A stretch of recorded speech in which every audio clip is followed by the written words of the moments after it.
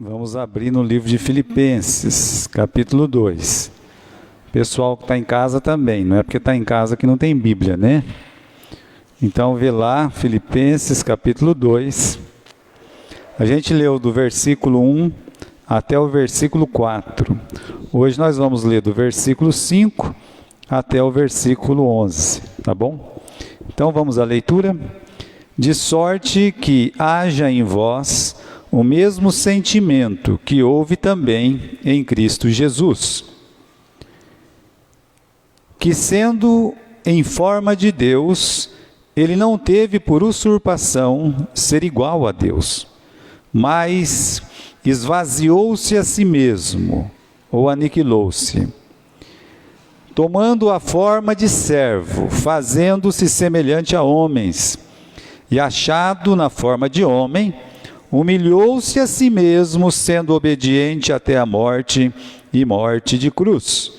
Pelo que também Deus o exaltou soberanamente e lhe deu um nome, que é sobre todo nome, para que ao nome de Jesus se dobre todo o joelho dos que estão nos céus e na terra e debaixo da terra, e toda língua confesse que Jesus Cristo é o Senhor, para a glória do nosso Deus Pai. Oremos. Senhor, eu te agradeço, ó Pai amado, por estar aqui na sua casa. Eu te agradeço, meu Deus querido, por poder anunciar a tua palavra, e peço, Senhor, que o seu Santo Espírito possa estar sobre a boca do seu servo e sobre o coração de cada um que está ouvindo ou ainda vai ouvir essa palavra. Amado Deus, cuida da sua igreja, cuida, Senhor, do seu povo, abençoa a sua casa, nos ajude, Senhor, nesse momento difícil da sua igreja. Em nome do Senhor Jesus, amém. Irmãos, o que nós já vimos no capítulo 1 e no começo do capítulo 2? Nós começamos com a introdução, e depois da introdução a gente falou que o apóstolo Paulo, a primeira coisa que ele aborda no livro de Filipenses são os relacionamentos. Ele está orando por aqueles irmãos, ele pode citar nomes de irmãos daquela igreja. Por que ele pode fazer isso? Porque nós falamos sobre os relacionamentos mais profundos.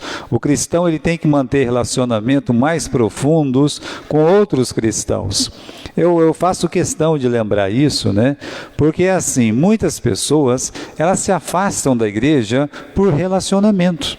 Elas vão com amizades do mundo, pessoas sem Jesus Cristo, afora todos os problemas que já tem na sua casa, na sua família, na sua igreja. Se ela tem somente amigos do mundo, se um casal, ele tem como melhor amigo um casal do mundo, mas são meus parentes, não interessa, é do mundo. Então não vai ter um relacionamento profundo com Deus. E por que eu sei disso? Porque o próprio Paulo, ele disse, ninguém pode ser amigo do mundo e ao mesmo tempo ser o quê? Amigo de Deus. Ou se você é amigo de Deus e se faz inimigo do mundo, ou o contrário. As duas coisas não tem jeito.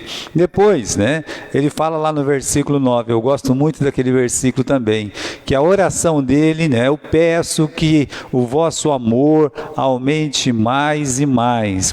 Então, irmãos, quanto mais vai aumentando o amor da igreja, melhor para a igreja, porque todas as coisas são mais facilmente mais fácil de resolver, Também, depois ele fala do sofrimento, aqui no capítulo 1, no versículo, acho que é o versículo 12, Ele diz assim, eu quero que vocês saibam que as coisas que me aconteceram contribuíram para maior proveito do Evangelho. Então o sofrimento que ele teve não é o sofrimento que ele entrou, é diferente, Às vezes a pessoa ela entra em problema, então é diferente do que ele está dizendo aqui. Mas ele está dizendo aqui que aquele sofrimento que ele viveu, que ele estava preso, contribuiu para que mais pessoas conhecessem a Jesus. Ele pregou para o soldado que estava com ele, para os soldados, no plural, as pessoas que talvez os presos junto com ele em alguma ocasião, porque a maioria das vezes ele estava preso sozinho, mas também poderiam conhecer Jesus Cristo. Então contribuiu, ele mesmo cita que toda a guarda pretoriana conseguiu ouvir o Evangelho. E também depois, no versículo final aqui, Quer ver? Deixa eu achar aqui, né? Tá aqui, versículo 20 e versículo 27, né? Ele usa uma frase aqui no versículo 27, que olha, eu quero ouvir acerca de vós, lá no final, que estáis no mesmo espírito, combatendo juntamente com o mesmo ânimo pela fé do Evangelho. A necessidade que a igreja tem de estar unida, combatendo juntos, né? Não é combatendo isoladamente. Um irmão está fazendo uma coisa, o outro irmão está fazendo outra. Olha, eu vou dizer, é melhor você ter pouca gente, mas que fala a mesma língua na igreja.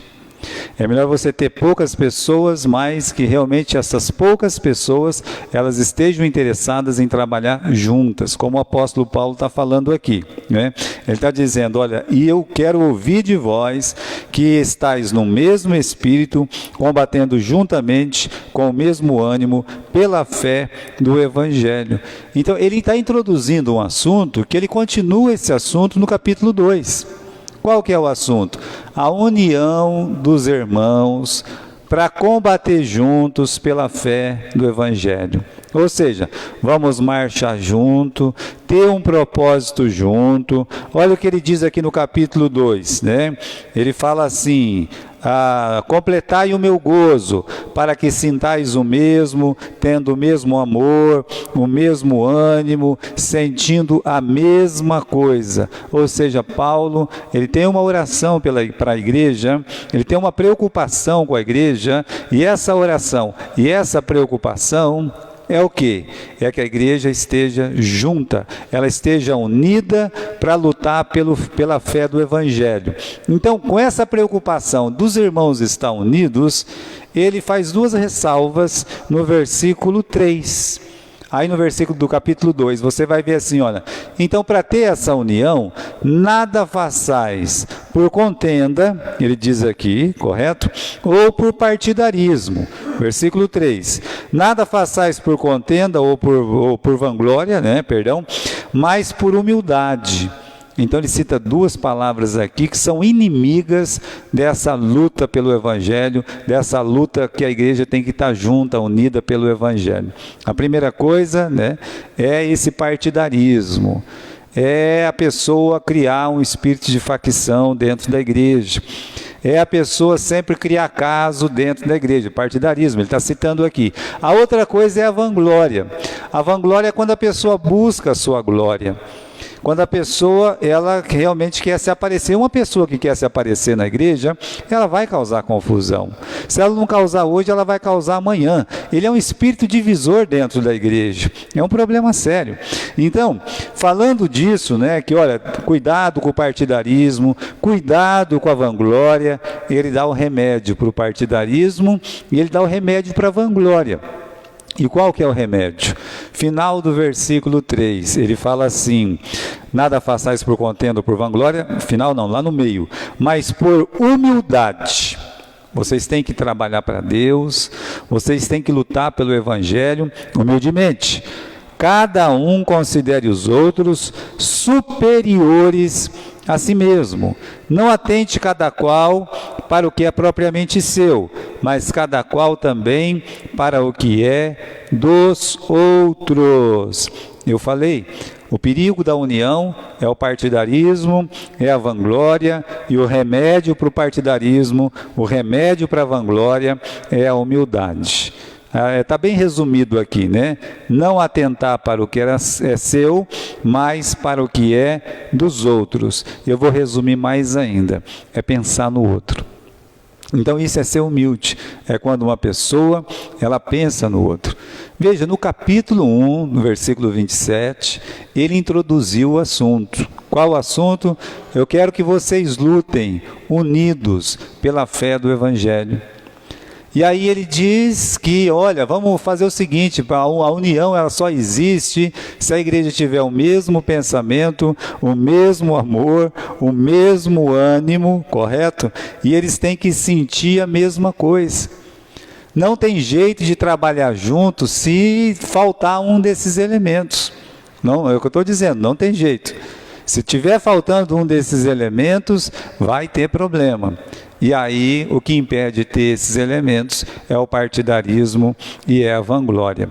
Agora, o que a gente tem nos versículos seguintes? Do versículo 5 até o versículo 11. Vai falar basicamente de duas coisas. Vai falar da glória de Cristo no final e no começo vai falar da humildade de Jesus. Ele começa falando da humildade de Jesus no versículo 5, versículo 6, versículo 7, e aí a partir do versículo 8, ele deixa de falar da humildade de Jesus e começa a falar da glória de Jesus, que seria humilhação de Jesus e a exaltação de Jesus. Na verdade, irmãos, isso são duas doutrinas. Dentro do corpo doutrinário da igreja, quando nós falamos de humilhação de Jesus, e quando nós falamos de exaltação de Jesus, falar da humilhação de Jesus é falar de Jesus homem, dos 33 anos e meio que ele viveu no ministério. Falar da exaltação de Jesus, então você pode olhar para trás e ver ele na glória que ele tinha. E você pode pensar no que está escrito aqui, no Filipenses capítulo 2. A glória que ele recebeu depois da sua humilhação. É essa glória que vai ser mencionada pelo apóstolo Paulo aqui. Só que a preocupação do Paulo não é falar de doutrina. Não, pastor, ele está falando de doutrina. Não, eu sei que ele está falando de doutrina. Mas a preocupação do Paulo não é falar de doutrina para os filipenses. Essa não é a primeira das preocupações. O medo do apóstolo Paulo é que a igreja tivesse dividida. Esses problemas da desunião e da vanglória. Então esse era o temor do apóstolo Paulo. Uma igreja, por mais pequena que seja, ou por maior que seja, pode ter esse problema.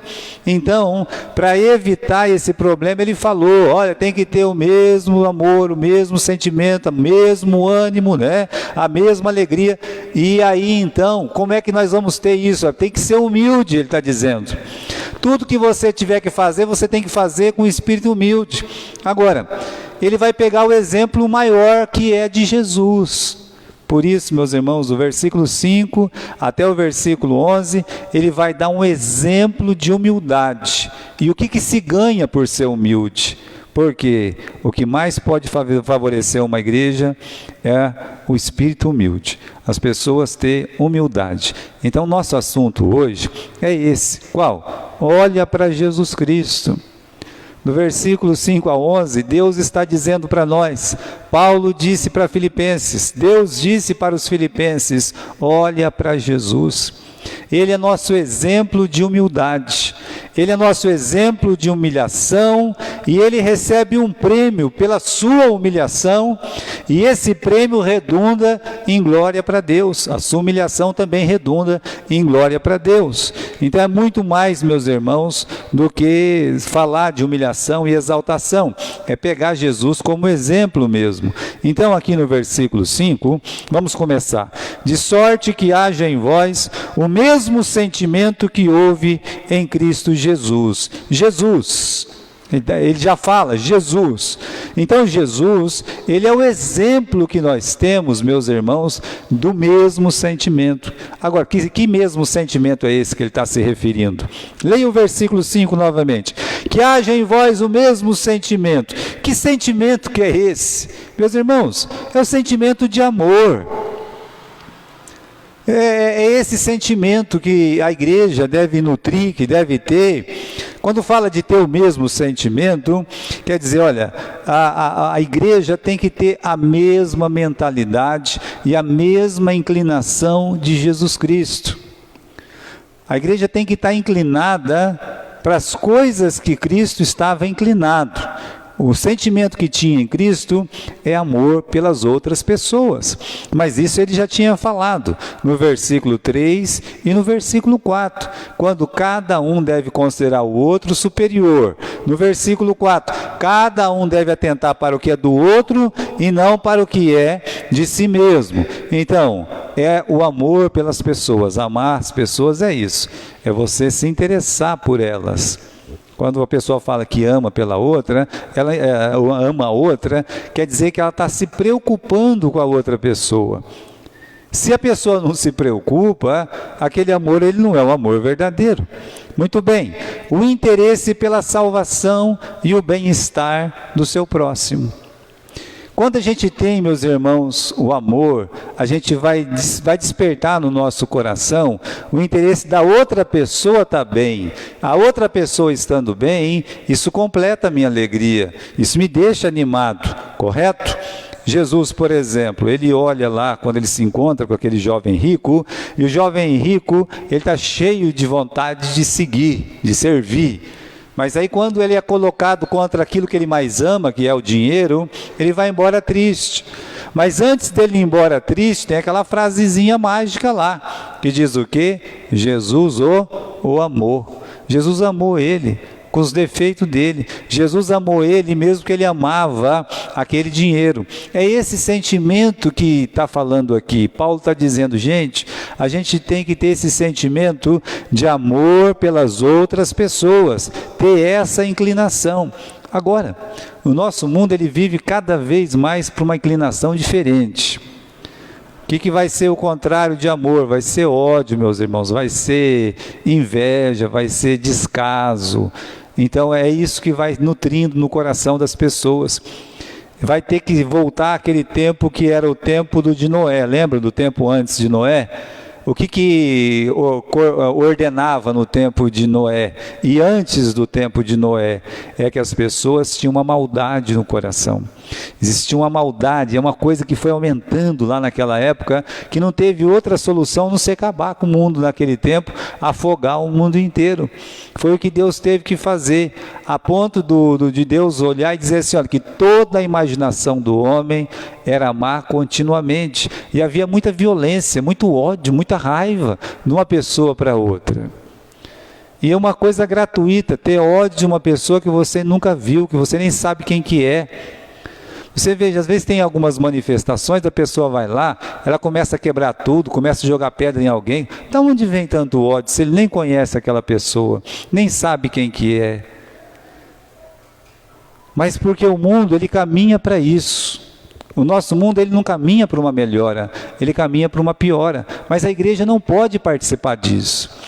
Então, para a igreja lutar junto pela fé evangélica, tem que ter esse mesmo sentimento de Jesus, que é amor pelas pessoas, amar os pecadores, amar uns aos outros, amar os irmãos da igreja, isso aí. Depois, versículo 6, ele está falando de Jesus ainda, né? Ele diz assim, Jesus, sendo em forma de Deus, ele não teve usurpação de ser igual a Deus. Agora, por que a gente não consegue amar? O que acontece que o ódio, a ira, a inveja, coisa ruim, pensamentos maus, a violência, por que isso vai aumentando no nosso coração? Veja só, o que o versículo 6 está dizendo? Sendo em forma de Deus, não teve vontade, não teve usurpação. Ele não queria ser igual a Deus, não é que ele não queria ser perfeito, né? Não é nada disso não. Veja só, sendo em forma de Deus, quer dizer que Jesus sempre foi Deus.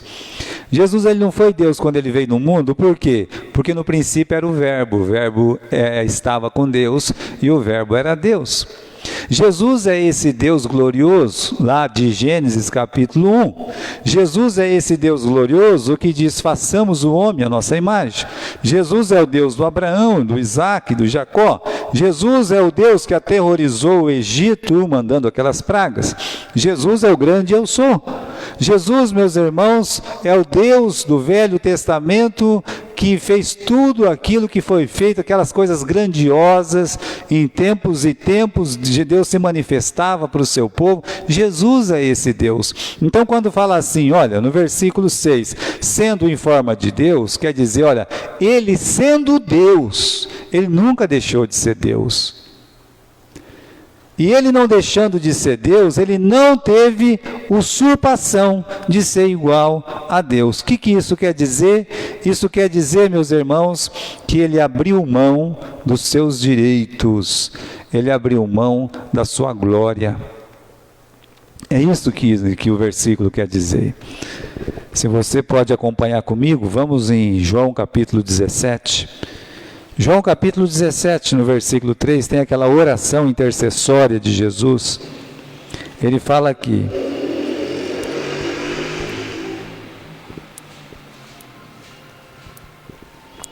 capítulo 17 e versículo 5. Pai, glorifica-me tu, ó Pai, junto de ti mesmo, com aquela glória que eu tinha contigo antes que o mundo existisse. Então, quando fala aqui Deus, nosso Senhor Jesus Cristo, né? Quando fala aqui no versículo 6, olha, que ele sendo em forma de Deus, quer dizer, ele sendo Deus, ele nunca deixou de ser Deus. Então, falar assim, ele deixou de ser Deus quando ele era homem? Não. Então, o que ele deixou? Ele deixou a sua glória. Meus irmãos, não é que ele deixou, ele abriu mão da sua glória. Por isso ele está orando aqui no capítulo 17, meu Pai, né? Aquela glória, me glorifica agora com aquela glória que eu tinha contigo desde a criação, antes da criação do mundo, mostrando para nós que ele teve que abrir mão. Por que ele teve que abrir mão? Para obedecer o Pai, para cumprir as Escrituras, porque ele nos amou, porque ele precisava morrer no nosso lugar. Então ele não teve usurpação de ser igual a Deus, abriu mão da sua glória, abriu mão dos seus direitos. Aqui, meus irmãos, Jesus, ele vai no rumo contrário de Satanás. Lembra que Satanás, então, era o anjo, querubim e tal, com aquela glória que não era pouca também lá no céu. E o que diz o livro de Isaías no capítulo 14? Vamos abrir comigo lá no livro de Isaías, capítulo 14, versículo 12. Olha se Jesus não fez o caminho inverso de Satanás. Isaías, capítulo 14, versículo 12. Como caíste do céu, ó estrela da manhã, filha da alva? Como fostes lançado por terra, tu que debilitava as nações? E tu dizias no teu coração, eu subirei ao céu, e acima das estrelas de Deus exaltarei o meu trono, e no monte da congregação me assentarei, da banda dos lados do norte. Subirei acima das altas nuvens, e serei como Deus. Quem está falando isso? O diabo. Ele queria, porque ele queria subir lá no céu e ser como Deus, como o Altíssimo. Você sabe que o maior desejo do diabo é ser Jesus. Ele tem inveja muito grande de Jesus, da exaltação que Jesus Cristo ele tem e ele recebe sempre. Então, Jesus, ele abre mão da sua glória, ele abre mão dos seus direitos. É o contrário do diabo, que não tinha essa glória, não tinha esse direito, e ele junta lá uma quantidade enorme de anjos para subir no céu. Ele vai tentar fazer isso ainda de novo, e ele luta, né? Ele batalha para tomar essa glória. É claro, meus irmãos, que Deus ele vai usar um anjo qualquer aí para acabar com essa festa dele, com esse desejo dele, mas é só para mostrar para você que Jesus, ele tinha glória, ele abriu mão dos direitos gloriosos, ele abriu mão, enquanto o diabo não. O que a serpente falou para o Adão, para Eva, né? Que se ela comesse aquela fruta, o que ia acontecer com ela? Vocês estão lembrados? Que eles iam ser igual a quem? Igual a Deus. Olha, o Adão não foi criado pouca coisa, ele foi criado à imagem, à semelhança de Deus, mas ele teve usurpação, né? Ele teve o desejo de ser como Deus. Olha, irmãos, Jesus, ele faz o caminho inverso de Satanás, ele faz o caminho inverso do Adão, ele faz o quê? Ele abre mão dos seus direitos. Vamos continuar aqui, vamos voltar lá para o livro de Filipenses, correto? Jesus, então, ele permitiu que a sua glória fosse coberta. Isso é abrir mão dos direitos. Como assim? Se Jesus quisesse, ele vivia transfigurado aqui, já ia ser melhor, não é? Ia ser uma situação melhor. O Moisés, de vez em quando, ele saía com a cabeça tudo branca, quando subia no Sinai e descia. Agora, Jesus ele podia viver com a cabeça branca, iluminada. Jesus ele podia andar, não podia nem andar. Sabe como é que Jesus podia fazer? Ele sair levitando. Isso já ia impressionar todo mundo. Vocês não acham? Ia ser uma coisa interessante, né? Onde ele ia levitando, levitando, levitando, ia para lá, ia para cá, sabe? Olha só, isso ia nos impressionar. Ele podia até atravessar uma parede de vez em quando para fazer uma fusquinha, né? Para fazer para causar. Ora, mas aí, irmãos, se ele faz isso, se ele pega um pouco da glória, ele não cumpriria o quê? A palavra de Deus. Porque a palavra de Deus lá no livro de Isaías diz o quê? Que ele ficou de um jeito que ele nem parecia ser um homem. Que ele ficou completamente desfigurado. Que as pessoas viravam o rosto quando ele passava. Então ele preferiu andar de que jeito? Ele preferiu, meus irmãos, nascer num berço de palha, como nós nem nascemos num berço de palha, ele nasceu num berço de palha, cresceu numa cidade humilde, talvez numa casa humilde, e ele foi conhecido não como o levitador de Nazaré, né? Não, ele foi conhecido como carpinteiro lá de Nazaré. E para piorar a situação, andando neste mundo, acusaram ele falsamente, com mentira, é claro, de tudo que vocês podiam imaginar. Ele foi chamado de pecador, ele foi chamado de samaritano, disseram para ele, você é todo nascido em pecado, né? Quer dizer, xingaram a mãe dele, né? Por conta dessa frase, que é uma frase muito infeliz. Chamaram ele de samaritano, chamaram ele até de possesso. Ele tem demônio. Lembra lá do capítulo 9 de João? Dá glória a Deus, nós sabemos que esse homem é um pecador, porque ele não guarda o sábado. Estão lembrados disso? Então, ele abriu mão da glória que ele tinha lá, que a gente nem pode imaginar. A gente não vai, nem pense, né? O olho não viu, o ouvido não ouviu, nem passa pela nossa cabeça, na imaginação da mente, nem no nosso coração, essa glória. Nós não podemos imaginar, mas Jesus fez o quê? Ele abriu mão dos seus direitos. Irmãos, a coisa mais difícil que existe para um ser humano é abrir mão dos seus direitos. Você pode acreditar nisso. Esses dias eu estava vendo, o pessoal posta bobagem, você acaba vendo bobagem, né? Mas o camarada, ele estava brigando lá na fila, por quê? Deram uma bala para ele, uma coisa desse tipo, né? E ele não queria bala não, ele queria os 10 centavos dele. Rapaz, o homem ficou bravo. E bravo, eu estou dando dinheiro, não quero bala, e não tinha dos 10 centavos, vai num caixa, vai no outro e tal. Eu não saio daqui, eu arrebento tudo, eu quebro tudo e tal, e faz aquele escarcéu todo, briga, faz uma confusão. Mas não somos nós, não é bem a nossa fotografia sempre. Por quê? Porque, não, ele não está errado, né? Aí você não aguenta, você vai nos comentários, né? Fala assim, ele não está errado não tem esse negócio não, ele não está pagando com bala, por que ele vai receber bala? Não está errado. Mas é melhor abrir mão de um direito que você tem. Não, mas tá bom, pego aqui, né? Eu nem chupo bala, que meu dente é tudo podre, mas está tudo bem, vou levar, né? Então, irmãos, nós queremos fazer valer o nosso direito na nossa vida pessoal. Nós lutamos pelo nosso direito, nós lutamos, nós gritamos, nós abrimos cartazes, vamos à luta, companheiro, queremos aumento, queremos alguma outra coisa. Sim, eu acho que todo mundo tem que lutar por melhores benefícios e coisa e tal, mas em oração. Em oração. Eu sempre fui do seguinte palpite, porque teve duas greves no tempo que eles diziam que eu trabalhava, quando eu era mais novo, né? Eu trabalhei no despachante, aí veio um sindicato uma vez e falou assim, olha, é o seguinte, né? Nós vamos tudo para Londrina lá, nós vamos fazer uma manifestação do nosso sindicato, com nossos direitos e coisa e tal. Era menino ainda, mas eu pensei assim, né? Mas eu nem tinha salário, eu não tinha nada, era um tempo difícil lá em Cornélia, era horrível, né? Não tinha onde trabalhar, era uma dificuldade. Eu pensava assim, mas eu estou tão feliz de receber o que eu estou recebendo, porque eu não tinha isso. Então por que eu vou participar do negócio desse? Afinal da conta não vingou nada. Mas em Galha uma vez vingou. Galha, gente, vocês acreditam uma coisa dessa? Uma vez um pessoal de Marília saiu daqui, foi lá e apavorou as fábricas de plástico que tinha lá, tinha duas, né? Mas apavorou. Juntando as duas tinham 60, 70 funcionários.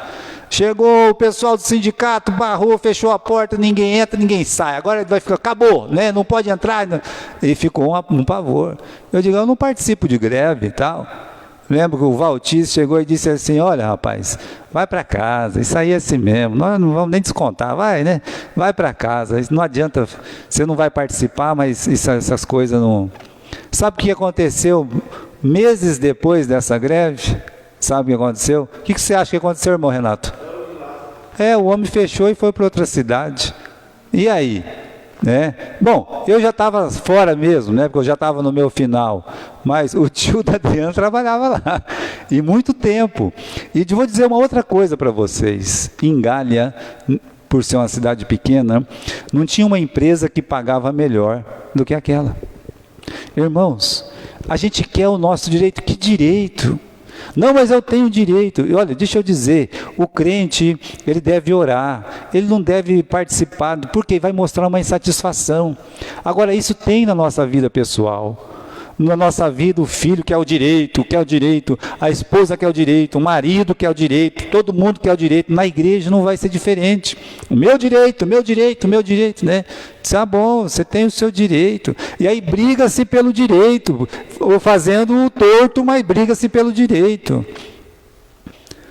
Uma personagem na Bíblia chamado Aitofel, ele se sentiu muito humilhado que o rei Davi fez uma maldade para a família dele. E aí, com aquela humilhação, ele não aguentou. Então, quando saiu a rebelião contra Davi, ele foi o primeiro a participar. E por conselho dele, muita gente sofreu, muitas mulheres sofreram, muita gente morreu pelo conselho dele. Mas ele queria mesmo era matar o rei Davi. Vou matar, eu consigo, né? E aí, quando ele viu que ele estava meio assim, desaconselhado do negócio, deu uma crise nele, ele teve que ir lá embaixo de uma árvore, amarrou uma corda no pescoço e se enforcou. Por quê? Porque ele queria de todo jeito o direito dele, o direito. Eu trabalhei com o pastor João 4 anos.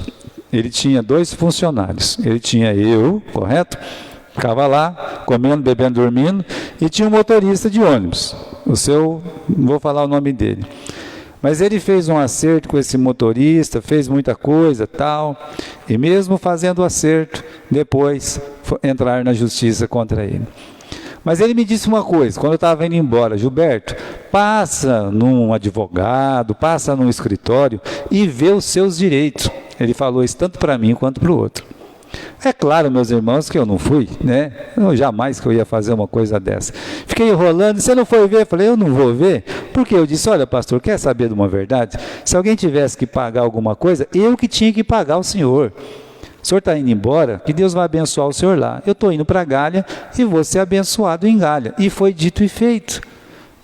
Irmãos, às vezes as pessoas querem um direito, mas que direito? Vai embora para casa, serve a Deus, essa luta por direitos. Olha o que aconteceu na igreja lá de Corinto, 1 Coríntios capítulo 6, versículo 6. Um irmão vai a juízo com o irmão, e isso perante os infiéis. Na verdade, é realmente uma falta entre vós, terdes demanda um com os outros. Está vendo só? É um pecado. Ter briga de um irmão contra o outro é um pecado. Aí ele diz o seguinte, por que vocês não sofrem antes a injustiça? Por que vocês não sofrem antes o dano? É melhor encostar todas? Pode, o irmão Rondes vai encostando enquanto nós vamos pregando, tá? Veja, irmãos, é melhor sofrer a injustiça e o dano. É melhor. E se você, meu irmão, ou eu como pastor, se a gente aprende o que a Bíblia está ensinando, olha, é melhor você sofrer. Mas sofra. Não, mas eu estou certo, mas não é uma questão de quem está certo, quem está errado. É a questão do que Deus está dizendo. E o que Deus está dizendo? Por que não sofre antes o dano, não sofre antes a injustiça? Às vezes a gente sofre, não é nem por injustiça, a gente sofre porque a gente fez coisa errada mesmo. Mas mesmo fazendo coisa errada, a gente quer estar certo. Não é verdade? Mesmo errado, a gente quer estar certo. Se o errado já deve aprender a sofrer o dano e a injustiça, vem o dano, vem a injustiça, sofra, não tem problema. Deus pode transformar o momento de sofrimento em injustiça, ou a própria justiça em glória. Agora, se a pessoa errada já deve sofrer, e aquela que não está errada? Que sofra também, mas que obedeça a palavra de Deus. Por que eu tenho que fazer isso? Bom, vamos voltar aqui no capítulo 2 de Filipenses. Eu vou mostrar para vocês, né? Capítulo 2, versículo 6. E Jesus, sendo em forma de Deus, ele não teve usurpação de ser igual a Deus. Ele abriu mão dos seus direitos. Ou seja, nós como cristãos, nós temos que aprender a perder. Às vezes não é nem a perder, às vezes nós temos que aprender a abaixar a cabeça e sofrer calado, aprender, olha, eu fiz errado, eu vou sofrer por isso, mas se você ficar indomável, você vai sofrer mais ainda. Se uma pessoa tiver certa, o conselho de Deus é: você não queira ser o que você pode ser. Abra mão dos seus direitos. Na igreja, irmão, se esse princípio for levado a sério, não tem briga, não tem confusão, não tem divisão na igreja. Não vai ter nenhum problema. Se a gente tem como princípio o de Jesus, qual que é? Aniquilar-se, esvaziar-se a si mesmo. Eu vou me esvaziar do quê? Né? Jogar todo o meu sangue para fora? Não, não. Fica com o seu sangue aí dentro, senão você não consegue esvaziar. Você morre cheio. Morre cheio do quê? De ira, de inveja, egoísmo, maldade. É isso que a gente tem que tirar de dentro de nós. Nós temos que aprender a nos esvaziar como Jesus. Só que ele não tinha ira, ódio, nada disso. Ele tinha glória. Nós não temos glória, mas a gente tem coisa ruim demais dentro de nós. No nosso coração está tudo que não presta. O próprio Senhor Jesus disse isso. Eu não tenho glória para me esvaziar. Você tem o que então, pastor? Só tem coisa ruim. Então eu tenho que me esvaziar disso. Eu preciso. Veja, irmãos, cada um de nós devemos levar a sério. Esse ensino é muito importante. O livro de Filipenses é maravilhoso, se a gente seguir os princípios espirituais de Filipenses. Então, é difícil, tá? Antes daquela reunião que vocês tiveram e vocês votaram para que eu voltasse, né, para pregar, eu lembro que a gente estava conversando alguma coisa aqui, né? E a irmã Carmen falou uma frase interessante. Ela disse assim: nem sempre ganhar na hora é ganhar. Aquilo ficou na minha cabeça, né? Eu olhei para ela e disse: muito boa palavra essa frase aqui. Nem sempre ganhar na hora é ganhar. Agora, muitas vezes perder é ganhar. Quando você abre mão dos seus direitos para não ter confusão, não ter briga, tá? Deixa para lá, tá? É difícil tratar com pessoas que querem ver seus direitos vindicados. Você quer conhecer uma pessoa, então veja como ela é quando os direitos delas é atingido, tá? Mais ainda, você dá poder para ela, dá um pouco de autoridade para essa pessoa. E fica só observando, né? Às vezes você vai desconhecer essa pessoa. Você não imagina como fica diferente. Você quer conhecer uma pessoa, fala não para ela. Fala não. Chega e fala assim: olha, não quero mais, ou não dá mais, ou não. Entende? Chega e fala não para essa pessoa. Aí você vai ver como é que é essa pessoa. Diga um não para ela. Mas não diga para ela que você quer dizer não para ela, mas diga um não para essa pessoa. Você vai conhecer quem ela é. Porque Deus disse não para Caim. O que o Caim fez? Caim matou o irmão dele. Olha como é diferente. Então, você quer conhecer uma pessoa, deixa, dá autoridade, dá poder, olha, coloca em risco os direitos que essa pessoa tem, né? Torne-se desafeto, no sentido, olha, eu não quero que você faça isso, aquilo, tal, né? Como aconteceu com Joabe, quando o Davi, ele estava tirando o posto dele de autoridade máxima, dando para outra. O Joabe, das 2 vezes que sentiu assim, em risco a sua autoridade, ele foi lá e matou a pessoa que ia ficar no lugar dele. Então, irmãos, quer conhecer uma pessoa, vai lá, né? Põe em risco os direitos que essa pessoa tem, e você vai ver como ela é ou não é espiritual, tá? Jesus se esvaziou, nós vimos, não foi da sua divindade, foi da sua glória. Para fazer o quê? Versículo 7. Aniquilou-se a si mesmo, tomando forma de servo, fazendo-se semelhante aos homens. Ele tomou forma de servo. Jesus, ele podia apenas representar, né? Porque ele podia chegar neste mundo e falar, eu sou um pobrezinho, um coitado, coitadinho de mim, oh, vida cruel, eu deixei o céu tão lindo, maravilhoso, por amor de vocês. Ele podia se fazer um coitadinho neste mundo, um coitado. Tem gente, meus irmãos, que é um artista perfeito para se fazer de coitado. Tem que dar 10 para a pessoa, porque você olha assim, é aquela judiação em pessoa, né? Aí você olha, Jesus Cristo, ele podia ser o judiação, sabe? Na própria pessoa, ele podia ser. Mas Jesus, ele não foi um ator. Jesus, ele não estava representando. Ele assumiu a forma de servo. É isso que ele fez. Ele, meus irmãos, se tornou um servo pelos atos, pelas palavras, colocando aquela toalha nas suas costas, indo lavar os pés dos apóstolos, cuidando dos apóstolos.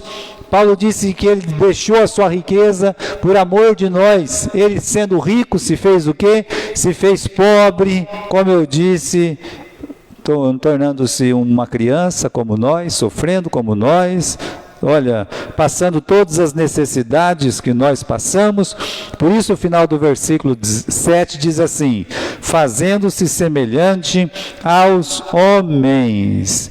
Ou seja, foi tentado, ficou com fome, ele teve sede, ele precisou se vestir, tinha sentimentos humanos.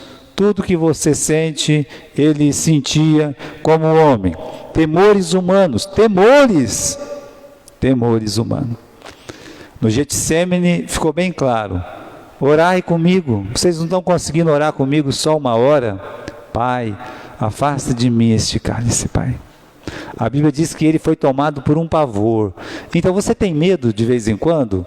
Você tem problema de vez em quando? Não fica triste não. Jesus, ele passou por isso. Por isso ele pode nos ajudar, porque ele passou por tudo isso e se fez então semelhante aos homens. Não somente Jesus, ele abriu mão da sua glória, não somente ele esvaziou-se a si mesmo, tomou forma de servo, fez-se semelhante aos homens. No versículo 8 fala mais, que ele, achando-se em forma de homem, ele humilhou-se a si mesmo, ou seja, ele se sacrificou. Agora, aonde está a base dessa humilhação? Olha, ele diz aqui, olha, humilhou-se a si mesmo, sendo obediente. Então, a sua humilhação está ligada à obediência. Agora, a humilhação ela tem que estar ligada à obediência, que é a palavra de Deus. E tinha que cumprir um padrão. Não adianta você querer ser humilde porque, quero ser humilde. Não, existe o padrão bíblico da humildade. Por exemplo, como é que Jesus ia se mostrar uma pessoa humilde? Obedecendo a palavra de Deus, fazendo o que a palavra de Deus manda. Lá no livro de Isaías, está dizendo que você vai ser um servo sofredor. Ele foi um servo sofredor. Está dizendo que ninguém ia te entender, que você ia apanhar, que você ia sofrer, que eles iam te furar, que você ia ser preso com ladrões, que você ia ser morto. Ele abaixou a cabeça, ele foi obediente. Agora, foi obediente mais além, mais além, obediente, diz no versículo 8, até a morte. E morte de cruz. Ainda bem que o apóstolo Paulo colocou isso aqui para nós. Ele obedeceu até a morte. Se obedecer já é difícil, imagine até a morte. É o que o autor de Hebreus fala, olha, vocês não foram apertados até a morte. Mas Jesus, ele foi apertado até a morte. Ele morreu. Jesus, ele morreu, né? Não teve jeito. Por quê? Porque ele tinha que obedecer. Ele falou para Pilatos: olha, você não teria autoridade sobre mim se aquele que está, meu pai, não tivesse dado para você essa autoridade. Eu podia conversar agora e pedir para que viesse legiões e legiões de anjos e acabar com tudo isso. Jesus, ele falou, mas ele foi obediente até a morte. Podia ter impedido aquela dor, aquele pavor, tudo. Nós impediríamos, não é? Não, ninguém vai me relar, não. Não pensa que vocês vão me bater, não, né? Eu sei lutar karatê, kung fu, tapa na cara, briga de rua, sei de tudo, né? Então vou me defender. Ele podia dizer, falar alguma coisa desse tipo, mas ele foi obediente até a morte. Mas para nossa alegria, né? Para nossa satisfação, diz assim: e morte de cruz. Pastor, a cruz foi um sofrimento terrível, foi. Mas a cruz não é só sofrimento. Não é só ser pregado naquela cruz, pendurado naquela cruz, sangrando até morrer, doendo tudo. Depois de ter sido surrado, cuspido, não é só o sofrimento. Meus irmãos, às vezes tem coisa que é só sofrimento, mas tem coisa que é mais que sofrimento. A cruz, além de sofrimento, era vergonha. É só uma pessoa, um bandido, um ladrão que morria na cruz. Você não tem vergonha de algumas coisas que acontecem às vezes? A gente tem. Entra numa situação complicada, a gente fica muito envergonhado. Então, Jesus, ele passou pela vergonha da cruz, das pessoas olhar e maniar a cabeça. Olha só, isso aqui é o rei dos judeus. Colocaram uma plaquinha ainda lá, né? Jesus Cristo, o rei dos judeus. A cruz é vergonha. A cruz não é só vergonha. Paulo diz lá no capítulo 1 do livro de 1 Coríntios, no versículo 23, além de ser vergonha, é o quê? É um escândalo. Loucura, perdão. É loucura. O cara está doido. Está fazendo isso porque você é um doido. E muitas vezes, irmãos, é assim que nós somos considerados. Se você começar a abrir mão dos seus direitos, você vai ser tido como uma pessoa que vai passar muita vergonha, né? E vai ser chamado de louco, de bobo, né? As pessoas falam assim: o cara é um bobo, o cara é um tonto, aquela moça, aquele homem, aquela mulher, aquele é um bobo. Só que você vai estar em obediência à palavra de Deus. Talvez aqui nessa igreja, irmãos, coisa mais importante para nós, e nós que vamos viver um recomeço muito difícil na nossa igreja. E já que nós vamos ter um recomeço muito difícil, como eu avisei para vocês, eu acredito que essa igreja tem que ser revestida dessa humildade que existia em Jesus. Aprender. Não adianta ter um corpo grande, é melhor ter um corpo pequeno, mas que aprende a abrir mão dos seus direitos, a ficar quieto, a sofrer, a se precisar passar vergonha, passe a vergonha. Se achar que é um escândalo, tudo bem, que seja um escândalo, mas em obediência à palavra de Deus. Olha, bem-aventurada a igreja que passa por esse caminho. Aí no final do versículo 8, né, versículo 9, vamos começar o versículo 9. Aí sim, como Jesus ele foi humilhado até a morte, morte de cruz, nós temos a exaltação de Jesus. Por isso, Deus o exaltou. Por isso o quê?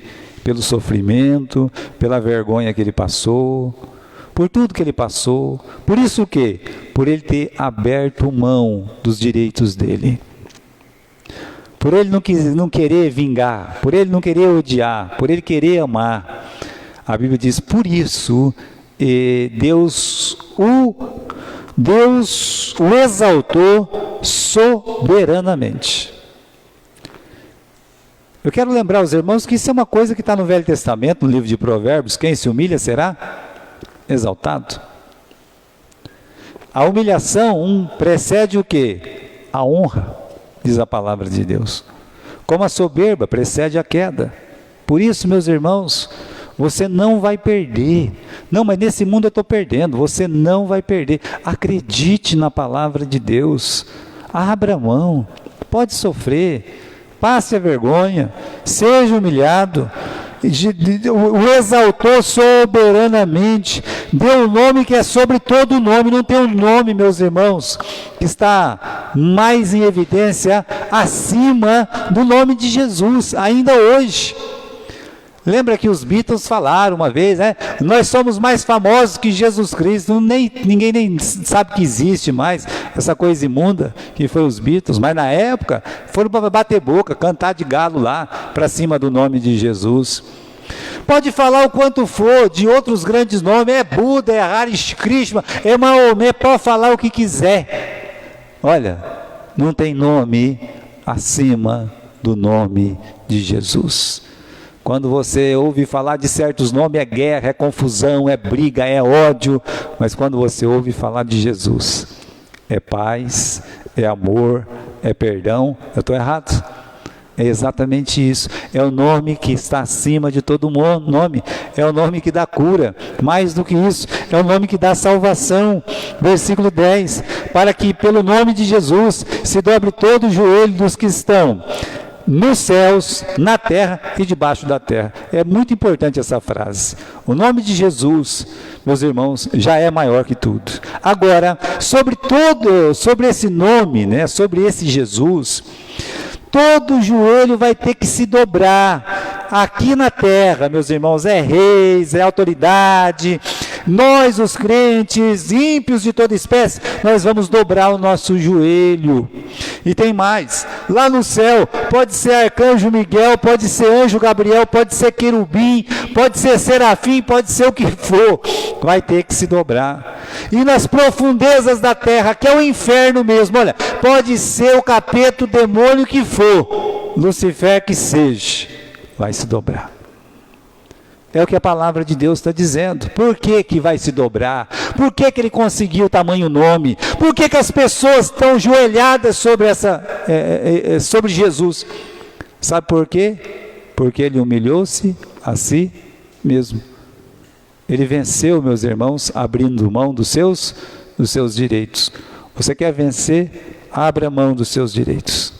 É uma palavra muito difícil, a palavra desta noite. Perder. Toda língua vai confessar que Jesus é o Senhor. Não vai para o céu não, viu? Mas vai reconhecer que Jesus é o Senhor. Versículo 11.